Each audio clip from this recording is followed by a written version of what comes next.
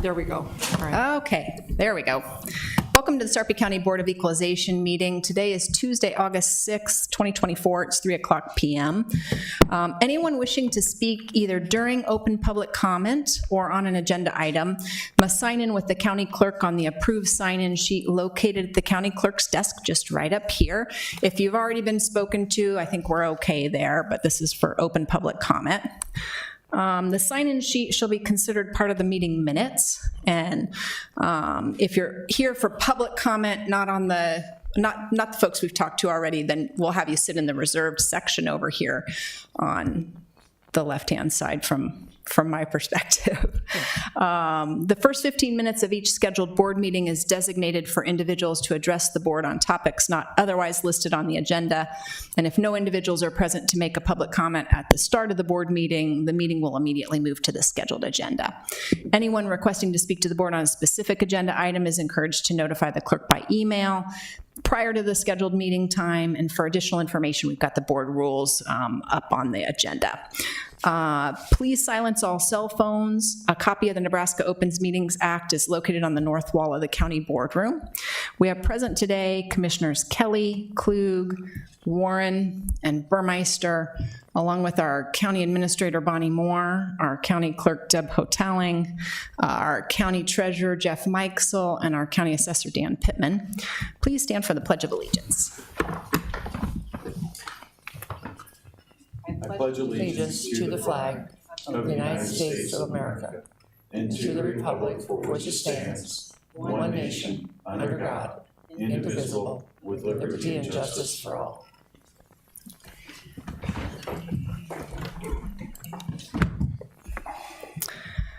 Item number 4 is public comments. Please come forward when your name is called and state and spell your last name for the record. I don't see that we have anybody here for public comment. If I'm incorrect, please stand. Okay, seeing none, we'll move on to the consent equalization agenda. These are items of business that are routine, which are expected to be adopted without dissent. Anyone like to see any items removed from the consent agenda? Motion to approve. Second. Motion to approve by Commissioner Warren, second by Commissioner Klug. Any discussion? Please vote. You want to hold it for just a minute? Sure. I'll note for the record that we also have Commissioner Mixon present today. Commissioner Mixon, are you an A on consent? Yes. Okay, thank you. Ayes 5, nays none, motion carries. Item 6.1 is protest hearing, rejection of homestead exemption, Form 458R for Lot 18, Becker's Third, Leo and Gail Christensen.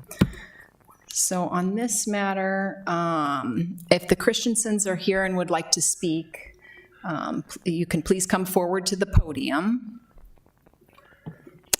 Seeing none. I'm going to make a motion that we approve the extension and grant the exception. Second. Okay, it's been moved by Commissioner Warren and seconded by Commissioner Klug to approve the exemption, approve the extension and approve the homestead exemption. Does anybody have any discussion? I just have a couple questions. It says on the application was not timely filed, but the date of the signature on there is 7/19, and I thought you had to file by 7/20, right? So why would the application be disapproved if somebody filed before the 20th of July and signed by our assessor on the 19th?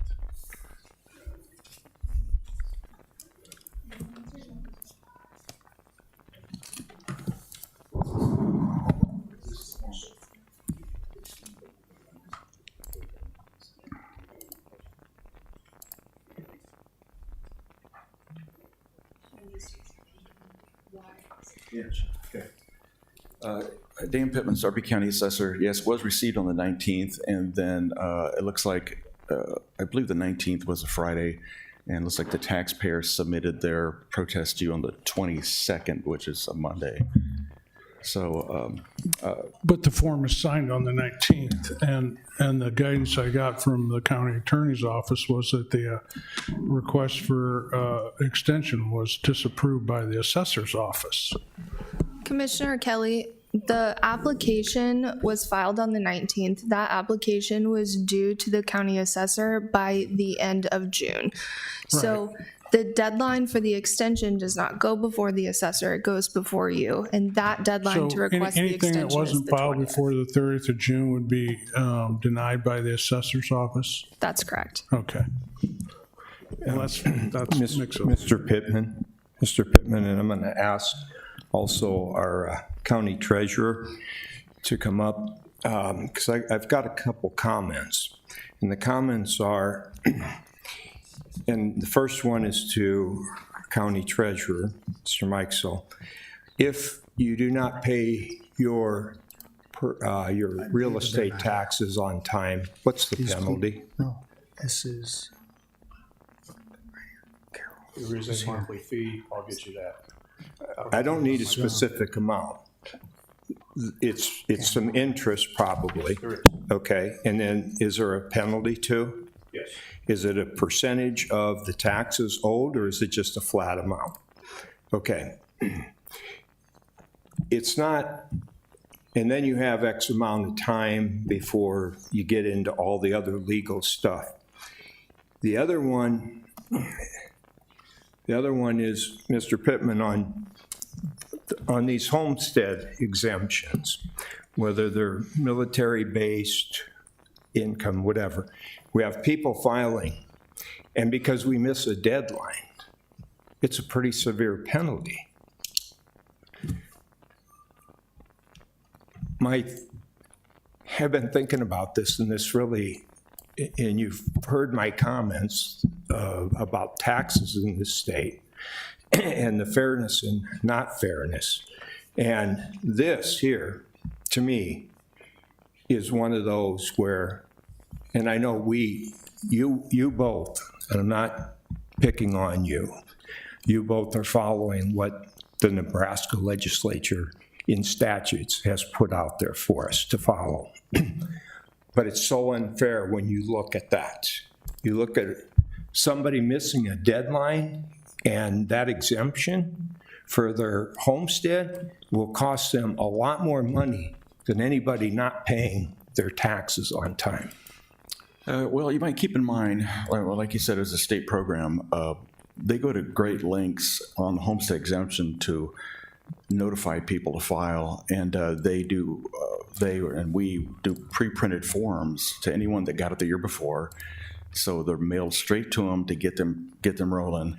Sarpy County is still small enough that we call everyone that got it before that didn't send it in. Any contact information we have for them, we reach out to try and get them to fill them in. We have taken them to people's homes because they said they can't get out to sign it. Okay. So when it comes to homestead specifically, we go the extra mile, and the state encourages us to try and help people out with this. Yes, and I'm glad you said that. How many homestead exemptions do we have in Sarpy County? I can't tell you off the top of my head. Okay. Because I've also mentioned it, and I remember other people on this board mentioned it, we should do everything we can to get them that information so they can file timely. And I appreciate those efforts. I'm still trying to come up, or trying to figure out what way can we make this almost foolproof so people don't do it. Because I read all of these, and it's either people are ill, there's a lot of different circumstances, and it's just a deadline. And I understand we have to have deadlines, okay? But it just seems like it's such a severe penalty. And so I'm just going to share here, this is nothing against what you're doing or what you're doing. I am going to be voting. I was thinking about abstaining from this, because here's another thing that the Board of this board right here, we do not have the authority. I don't even know why this comes before us, because on the ones that aren't filed timely, we don't have the authority to do anything. And if we vote the opposite way, it's going to go up to the state. And you know what?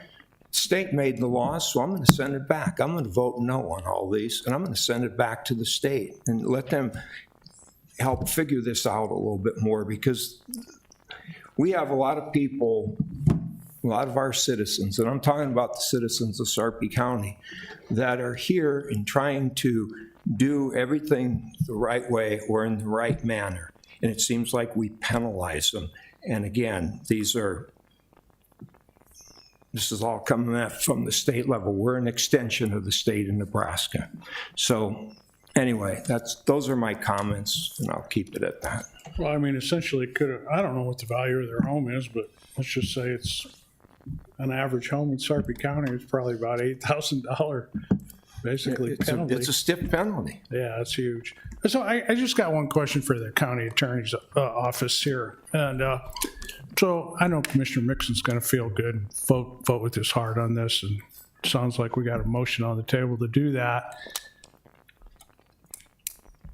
because it's our decision, right? But what's going to happen after we approve it? Well, I can't say for sure, Commissioner Kelly. It's going to depend on what the state decides to do. Likely, if it gets approved, but it didn't meet the deadline, it will likely get sent back as a tax correction. But if we approve it, then the assessor has an action to go in and take the tax off, right, and the That's treasurer? correct.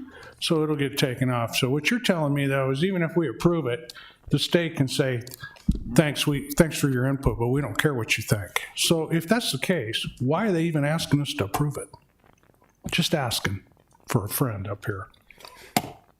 I mean, this is silly. And it's not just this issue, it's everything with the Board of Equalization. We sit up here on a board with statutory responsibility that basically says agree with everything the assessor or the state says. Because if you don't, we'll just overturn it anyways. I mean, it's just a complete waste of time. And I think it does more harm than good, to be honest with you, because we're going to do what's right.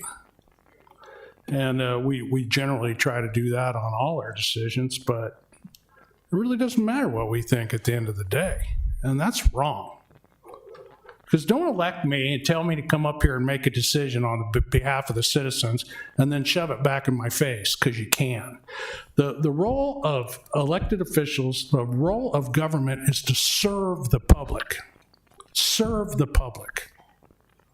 I think we do a real bad job when it comes to the Board of Equalization matters on serving the public. I think what we really do is string the public along and make their life miserable and more difficult, because even if we win today, they lose tomorrow.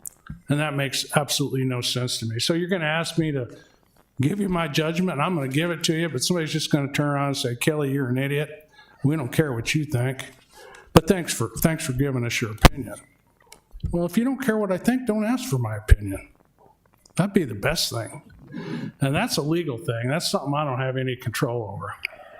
But there's 49 people down in Lincoln that seem to think a 50-mile screwdriver is an appropriate tool to use when they don't like something.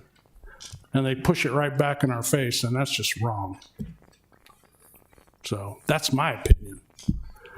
If we could summarize that and package it up when this goes down to Lincoln, I'd appreciate it. And put my phone number on there too, have them call me. I second that, sir. Jeez. Any other questions? We need the lights on for who made the motions, Commissioner. Jim did. I made the motion Do to read. you want me to put it in, or are you going to? I think I read that in. I made to request the extension All right. Right. and recommend approval. And my only comment is, I think that, we've got some guidance from the county attorney that treating the application as a request for extension is a legal argument we can make here, and I agree with that legal argument. So I think the motion addresses that, and I'm in favor of it. Any other comments or questions? Please vote.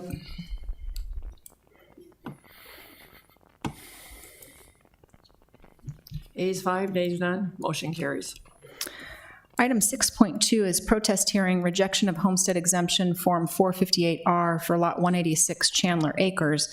This is Carol Ann Valverde, and I know I spoke to the Valverdes on this issue as well. So this is a rejection of an application for which I think we have authority to grant an extension. Does anybody want to make a motion I on make this that one? motion to approve. Second.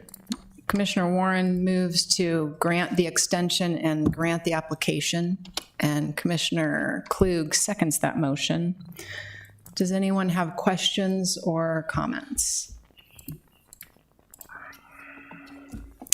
Seeing none, please vote. Ayes 5, nays none, motion carries. Okay. Ms. Valverde, your extension was granted, and your application was granted. Thank you for coming. At this level, it's granted. Yes, correct. Thank you.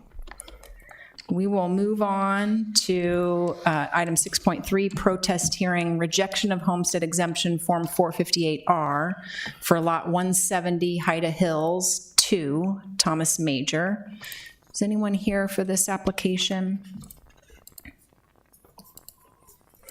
Seeing none, does anyone have questions or comments or want to make a motion on this one? I believe we have a, Recommend, same thing, recommend extension and approval. Second. motion to extend the timing and approve the homestead exemption made by Commissioner Warren, second by Commissioner Klug. Any discussion or questions? Please vote. Ayes 5, nays none, motion carries. Item 6.4 is protest hearing, rejection of homestead exemption, Form 458R for Lot 82, Belina, Suraj Gangahar. And I see that they are here. Would you like to be heard on your exemption application? I'm going to make a motion, same motion on that one, to approve the extension and grant the homestead exemption. Second. Motion to grant the extension and approve the application made by Commissioner Warren, second by Commissioner Klug. Is there any questions or discussion?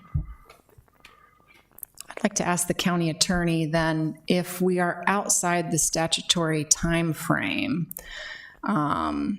is there penalty to the board members, or is it just that the state can overturn the ruling that the board makes? What's the penalty for?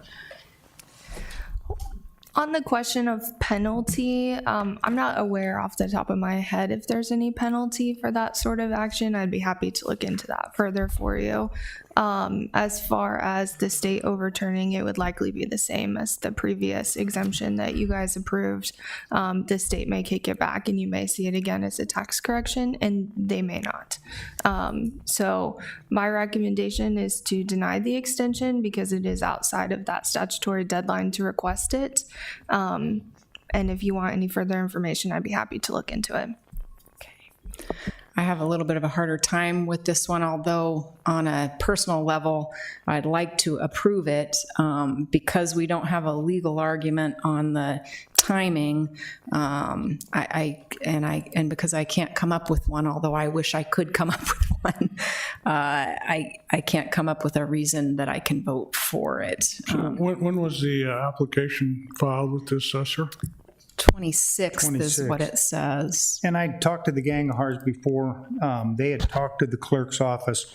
The clerk gave them the times and the deadlines, but their CPA, their accountant that does their work, was out of town. And I can relate to this completely because if my CPA is out of town, my hands are tied. You know, I can't do anything unless I get direction from But they them. applied for the, on 15th of July, right? And it just didn't get filed at the clerk's office before the Yeah, I 20th? forget the exact date, but it was sometime within that timeline when they initially contacted the clerk's office. So I'm just looking at the letter here. It says Dan Pittman, 7/15/2024. Yeah. So this is similar to the first one. So all my comments that I made on the first one apply here too. Yeah.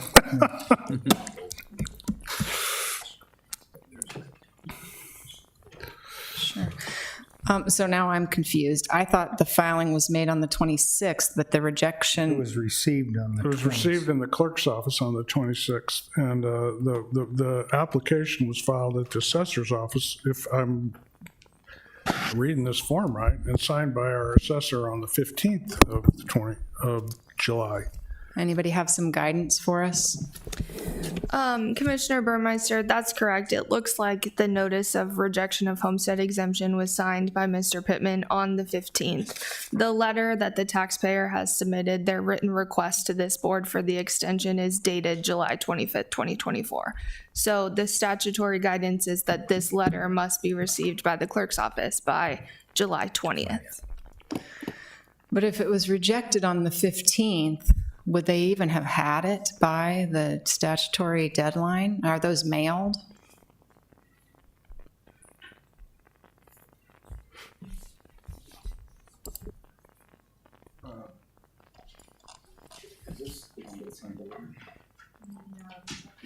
So maybe the solution here is to move the clerk right next to the assessor's office.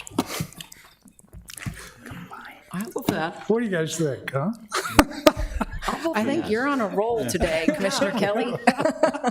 What, have you had a lot of Just put them side caffeine? by side. Then you can go from one window to the next window.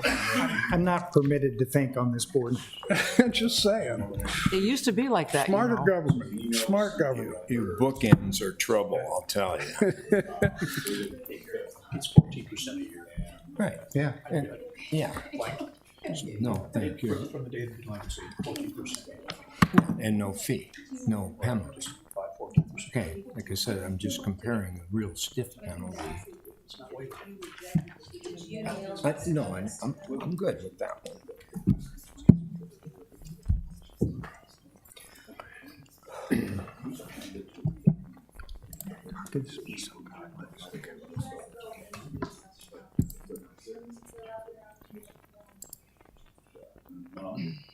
Did you go to the office? Or did you?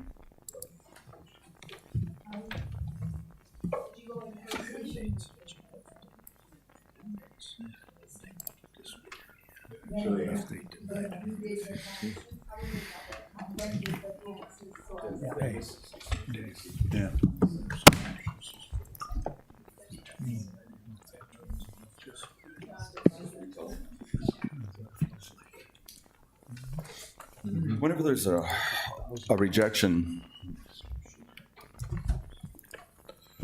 Whenever there's a rejection, and someone delivers it to the office, we type up a rejection letter before they even leave and hand that to them, saying we have to reject this. If they mailed it in, as soon as we get it, we type it up and we send it out the same day, provided it's not after 3 o'clock or whatever when the mail comes. So the question for the taxpayer was, did they come and hand deliver this to the counter? I believe that the answer was no, that she mailed it in. So it's just sent to her, the taxpayer, as soon as we receive it, and it's late. And then it wasn't until the 26th that they asked for this to go before you. So they made the application, and it was rejected, though, on the 15th? Right. And when was the application filed? It Well, says be the the same day clerk that we stamp is received the it, 26th of July. the same day that we stamped would be the same day, the time we rejected it. Because the end of the filing deadline was the 30th, I believe it was June. Yep. So, state statute, is it postmark or is it day received by your office? It doesn't specify. It doesn't say postmarked or received. Okay.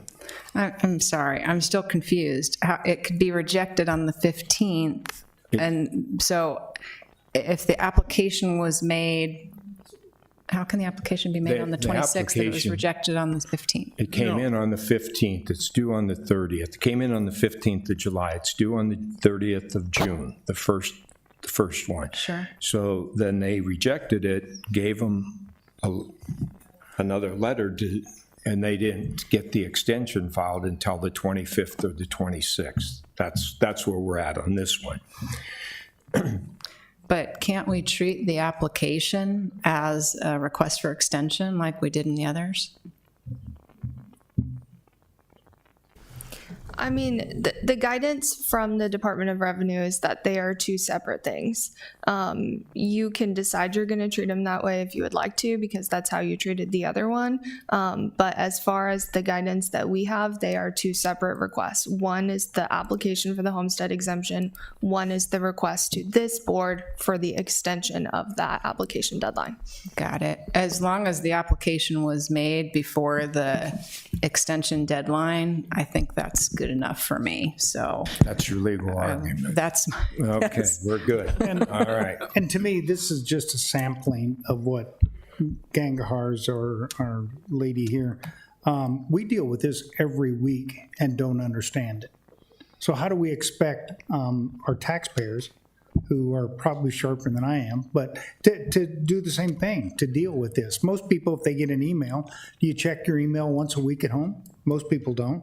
You get letters, you put them aside. I mean, this whole system is messed up, but anyway. I mean, I think it is confusing, Commissioner Warren, and to me, you know, if they made application within the time before the 20th, that should count as a request for extension. I don't know why we would punish somebody, especially with mail delivery. I'm not sure when somebody gets anything these days, Okay. but if we've got a legal argument, I'm in favor of voting for it. So this is probably too logical, but if you're going to do this whole process and you have these two separate things, why don't you just say it's July 20th?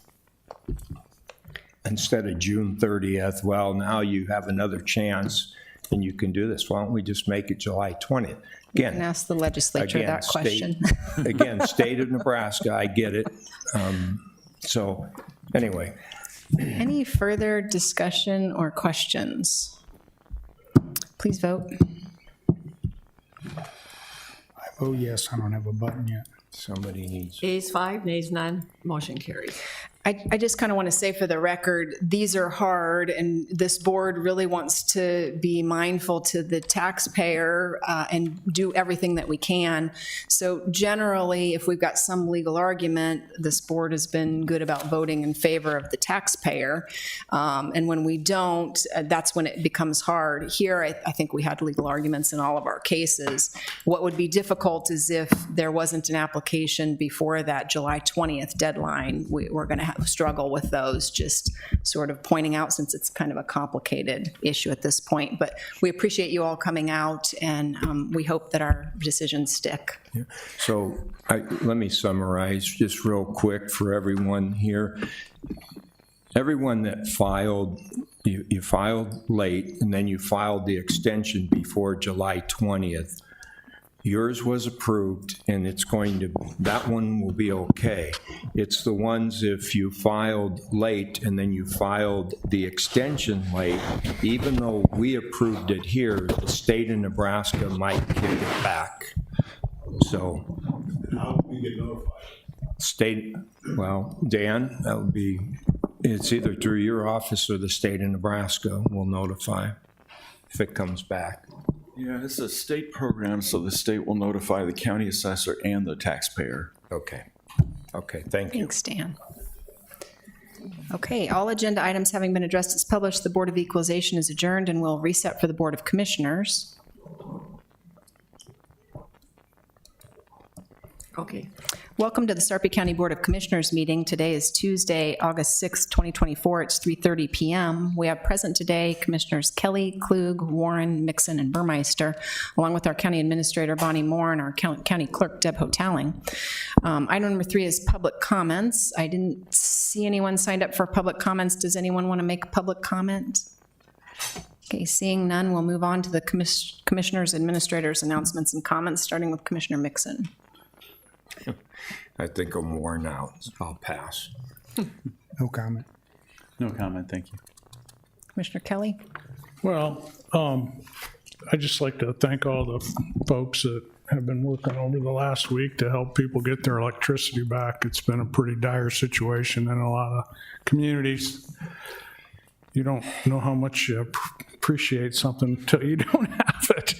Yeah, I mean, as of today, there's still people that haven't gotten their power back, if you can believe that, and some of them live in Sarpy County. So I'm hopeful, though, that they'll get their power back, and I appreciate that the government stepped up and is hauling away trees and assisting the citizens as best they can in trying circumstances. I agree with that comment, and also would like to point out how important some of the services that county government provides are, particularly in these instances. Emergency management is really important at a time like this. We see it when we have an issue like this. Also, not that long ago, we had catastrophic flooding in our county, and emergency management was really critically important there. So those county services are things that really help our taxpayers, and things that we need to have going forward, and things that we need to have funding for going forward. Bonnie? No comments, thank you. Item number 5 is the consent commissioner's agenda. Anyone like to see any items removed from the consent agenda, or if not, a motion to approve? Motion to approve. Second. Motion to approve by Commissioner Klug, second by Commissioner Kelly. Any discussion? Please vote. Ayes 5, nays none, motion carries. Item 6.1 is Resolution 2024-218, Supplement Number 3, with the Schemmer Associates to complete design services for the 168th Street Bridge over the BNSF Railroad, Project C-7721-01, in the amount of $422,410. Agreement approved by Resolution 2020-294. Scott Bovick, Deputy Administrator. Thank you, Commissioners. As you know, we've been working with Schemmer Associates for several years on the 168th Street Corridor project from Highway 370 to Harrison Street. The ultimate project to expand that road to 5 lanes is about $80 million. We've been trying to do some interim projects to try to keep that corridor functional. You remember, we just expanded the 168th and Giles intersection. $2 million project that was completed this summer before school started to help the traffic flow towards a new elementary school in the area. This design agreement is to go ahead and design the bridge over the Burlington Northern Santa Fe Railroad and to expand that dilapidated and degrading bridge to the ultimate 4-lane bridge. The project cost is about $12 million, and we hope to have that out to construction sometime in fall of 2026. That seems like a long ways away. It's not. It's about 24 months away, and we know we have to deal with the railroad on this project and in terms of getting right-of-way and getting permitting. Hopefully we can expedite that, but that is the timeline. We also have talked about the fact that MAPA has designated or programmed $27 million towards the ultimate 168th Street project in 2031. We're not able to use those funds in advance on this project, but we have met with MAPA, and they encouraged us as we start the process of getting this project designed, that we start to design and look at the full environmental process for the entire corridor, and then we'd be able to utilize those funds. And MAPA and the state have also encouraged us to go find any other federal opportunities through discretionary grants to bring in enough money to do this project. So today you're just approving an agreement to get us moving forward on the bridge, but just know that we're also going to be working on the long-term strategy for the 168th Street corridor. With that, I can answer any questions you have. So on the 168th Street corridor, is that the right-of-way protected right now just for a 5-lane road, or is there enough right-of-way to do a 6-lane road or a 7-lane? 6-lane or 7-lane, I don't know, but I think for 4-lane with center turn lane, I think we do have mostly sufficient right-of-way, only because as those developments came in, we asked them to designate that. Probably going to have some challenges at intersections because those need to be expanded, but we'll just have to look when we get to that point. Obviously, whenever you're doing construction, temporary easements, some of those things come into play, but right-of-way should not be a major concern on the ultimate. Thank you. Any other questions for Scott? Motion to approve. Second. Motion to approve by Commissioner Warren, second by Commissioner Klug. Any discussion? Please vote. Ayes 5, nays none, motion carries. Item 6.2 is Resolution 2024-216, Service Agreement with Midwest Right-of-Way Services, Inc. for right-of-way services for the 48th Street and Capehart Road intersection improvements, Project C-77, 23-15, in the amount not to exceed $106,550. Scott Bovick, Deputy Administrator. So the county's been working with the city of Bellevue and the developments in this area to expand the 48th and Capehart intersection to its ultimate 5-lane condition. And you can see on this map how we're going to do that expansion. Design plans are almost done. They should be done in the next 30 days, and we need to acquire some right-of-way. Because when we originally did the road project out here and worked with these subdivisions, we do have mostly sufficient right-of-way, but out of what Midwest Right-of-Way needs to acquire are 2 small permanent easements, 17 temporary easements just to do some construction, and then a little bit of, I think like maybe 2,500 square feet of property from the 2 properties on the northeast and the northwest of this project. We do expect to get out to bid on this yet this fall. Right-of-way activities can happen through the rest of the fall. Most likely a contractor will want to start in the spring, and we're just really trying to get this out because the bidding environment has just been very attractive for us, and if we can get this project out and get it going, that hopefully we can save some money. Midwest Right-of-Way, we worked with them in the past. This one, again, is a fairly straightforward acquisition, not major takings from people's properties, so I think we're comfortable with Midwest Right-of-Way handling this project. That I can answer any questions you have. So how does this warrant a traffic signal? I'm curious about that. I mean, we can't even get a traffic signal on Highway 370 and 60th Street, for crying out loud. And the traffic volume's probably 50 times as much as there is at this intersection. I think, and I would have to defer to the traffic engineers that looked at this, but that left turn, the coming out of that going to the west, has got enough traffic and enough sight distance issues that something's warranted there. I know when we first looked at this, one of the options was to do stop signs there and do add a couple turn lanes. I think between the city and the county and the developments here that will contribute towards that cost, we thought let's get in there once and just go ahead and finish that intersection off, and not only touch it once and make sure it's functional. I can double check on that for you, Commissioner, on warrants or what the need is, but I know included in this project is a traffic signal, but whether it has a warrant. And that's fine, if that's what the engineer thinks, but the engineers think whatever they want. I don't really care, but I mean, just logic tells you there isn't near as much traffic at this intersection as there's at 36th and Platteview Road or at 60th and Highway 370, not even in the same zip code of traffic counts. So if we can throw a 4-way stop sign up on Platteview Road, I don't know why a 4-way stop sign wouldn't work here. It's just a question, that's all. Yeah. Not questioning you, but it doesn't make sense.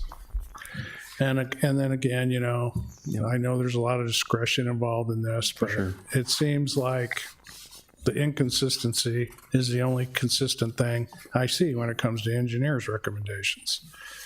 Well, I'll check on that. The other thing that we definitely want to do is with this project, put all the infrastructure in so that if it does warrant a signal, that can be turned on pretty quickly. But the traffic engineers are going to have to be the ones that talk about sight distance and speeds and, amount of traffic.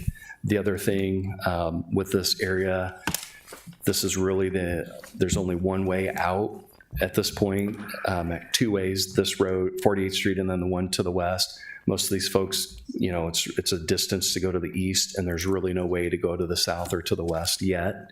So when we start building out that road network, maybe this one doesn't need a signal, but I'll double check on that. It probably will. It may, especially if the area to the north gets developed, and it may someday.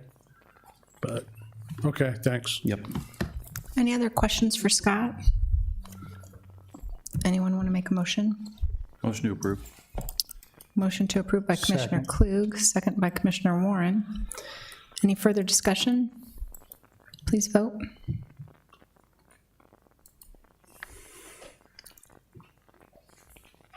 Ayes 4, nays Kelly. Item 6.3 is Resolution 2024-231, bidding requirements of the County Purchasing Act for emergency expenditures waiver due to severe damage to public and private property, disruption of utility services, and endangerment of the health and safety of the citizens of Sarpy County as a result from severe thunderstorms on July 31, 2024. Kayla Starbuck, Deputy County Attorney. Good afternoon, Commissioners. This resolution in front of you is in response to the storms last Wednesday. Sarpy County has seen a large amount of damage to both personal and private property. The Nebraska Code section does allow you to waive the requirements of the competitive bidding by the County Purchasing Act in response to an emergency such as this. A disaster declaration was signed by Chairperson Burmeister on Friday, and this is recommended to you by our office and the purchasing department. If you have any other questions, I'm happy to answer them. Questions for Kayla? Motion to approve. Second. Motion to approve by Commissioner Warren, second by Commissioner Mixon. Any discussion? Please vote. Do you want to correct that to second by Commissioner Kelly? I think he beat in there. Okay, For the second by Commissioner Kelly. Thank you. Ayes 5, nays none, motion carries. All agenda items having been addressed as published, the Board of Commissioners is adjourned.